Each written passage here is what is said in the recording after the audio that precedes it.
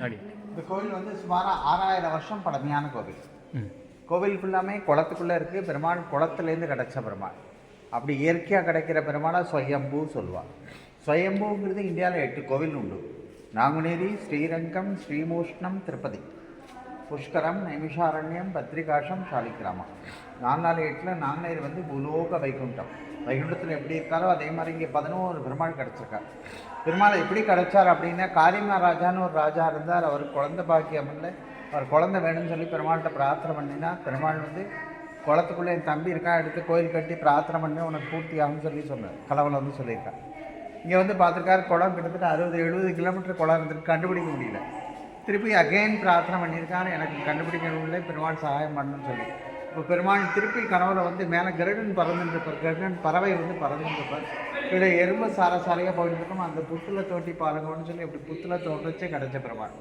அதனால தான் ஸ்வயம் பக்தம், ஸ்வயம்பூ அப்படின்பா. ஸ்வயம் பக்தங்கிறது ஸ்ரீரங்கத்துக்கும் ஸ்வயம் பக்தம்னு உண்டு, நாங்குநேரிக்கும் ஸ்வயம் பக்தம்னு உண்டு. ஸ்ரீரங்கத்தில் பெருமாள் ஸ்வயம்பக்தம் கிடையாது, விமானம் ஸ்வயம்பக்தம். நாங்குநேரியில் பெருமாள் ஸ்வயம்பக்தம். பெருமாள் 11 பெருமாள் எங்கே கிடச்சாலும் அங்கேயே கோயில் கட்டிட்டா. பெருமாள் இருக்கிற இடம் மட்டும் 6000 வருஷத்து இடம். பெருமாள் 11 பேரும் அமர்ந்த குலம். இங்கே இருக்கிற பெருமாள் எல்லாருமே உட்காந்து தான் இருக்காங்க.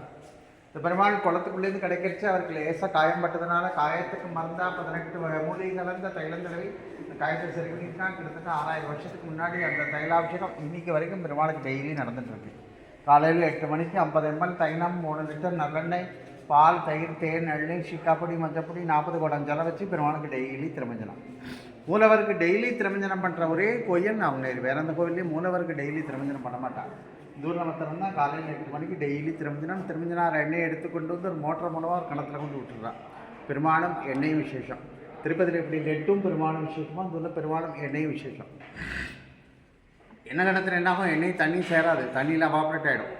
பால், தயிர், தேனில் கனமான வஸ்துக்களை படிஞ்சிடும். திதிப்பு, புளிப்பு, கசப்பு 3 எசன்ஸ் இருக்கிறனால ரியாக்ட் ஆகி பெஸ்ட்டு ஆயுர்வேதிக் மெடிசனாக மாறிடும். அந்த எண்ணெயை எடுத்து உடம்புல எந்த வியாதி வந்தாலும் பெருமானை நினச்சி தடவினால் கேட்கும். நம்பிக்கையும் பக்தியும் சாந்த விஷயம்.